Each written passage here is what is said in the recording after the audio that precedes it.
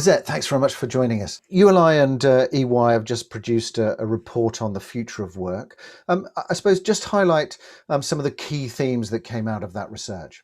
What we looked at was expectations people had over a, say, 3 to 5 year period post-pandemic on how much they think remote work will stay, what the impact will be on offices, what the requirement will be for offices if we would still need them, and also the broader impact on our environment, on cities, on communities, etc.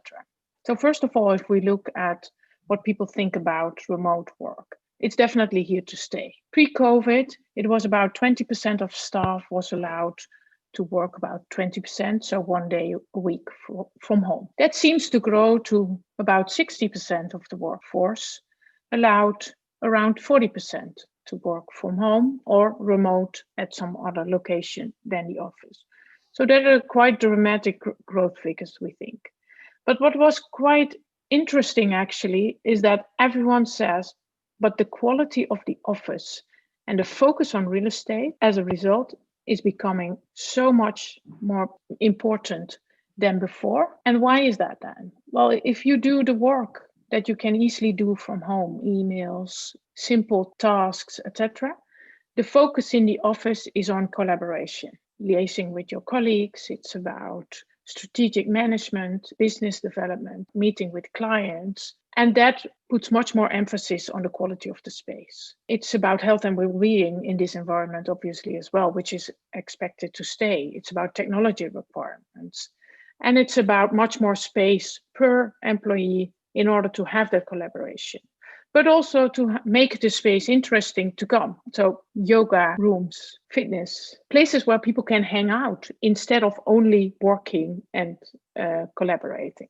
Those are the two, I think, main results from the survey. And Lisette, does the survey give us anything in terms of, I suppose, the demand for offices going forward? Well, actually, that's a very good question.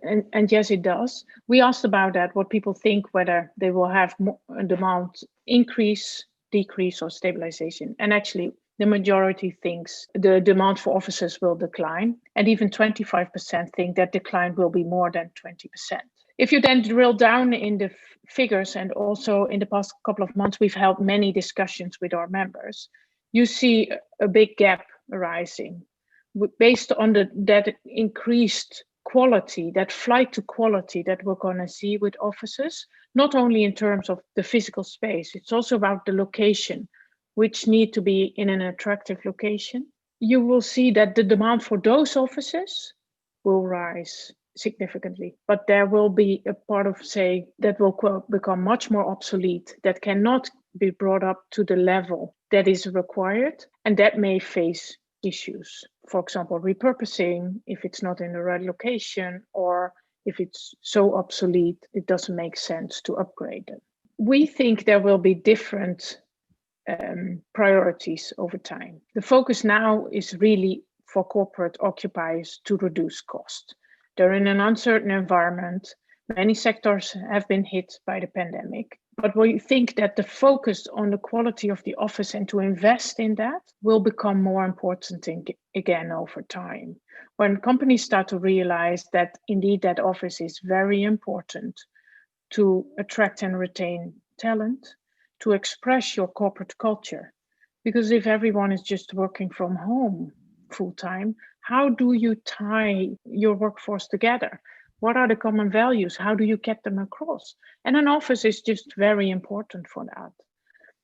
And then you also see a huge demand for flexibility from the employees. And you see that same demand for flexibility by the corporate, the occupier, towards the landlord, in terms of having the flexibility, maybe having a core office where you express your corporate culture and have the configuration you need, but almost have a flexible shell around that to accommodate higher and lower demand, or maybe have that at convenient locations for staff to go to as well, sometimes when it suits them for the type of work they do.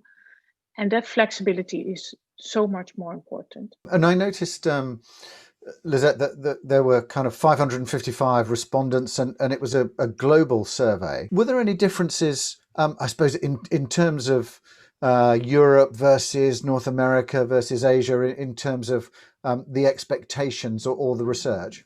Oh, well, you really need to look at the local circumstances to interpret. If you look at the headline results, Europe respondents seem to score higher on almost every question. More remote work, more decrease in demand for offices. But I think it's really important to look at the specifics there and local circumstances. For example, if you look at Asia, and that's also what we hear a lot from our members in Asia, almost everyone's now back in the office. And why is that then? Because often the home is not suitable for home working. People live on a very small number of square meters. They want to go back to the office. And also what I would say is we see a lot of differences between generations, where younger people really want to go back to the office. They want to go back to that central location because then they can go out after work in the evening, for example. Their home situation doesn't really allow them to work from home that easily. Young families may be the same. So on the outset, it seems that Europe has been more explicit in the changes expected, but I would caution too strong conclusions on that. Also, given that we're still early on, that many people are in a wait and see mode. Corporate occupiers, if their contract is expiring, many just extend it for a short period of time. So everyone's trying to buy time to find out how these differences play out. I think first we have to have a stabilized situation, trying to see how those remote work patterns play out. Then it can become clear what the impact is on office demand. That's also what we hear from investors, where on the one hand, there is the speak about Uber Prime, those offices that in the most central locations that will always be in demand, that fulfill the needs of corporate occupiers, are refurbished, etc. Health and well-being is good. But there's such a huge part of offices that's not up to that level again.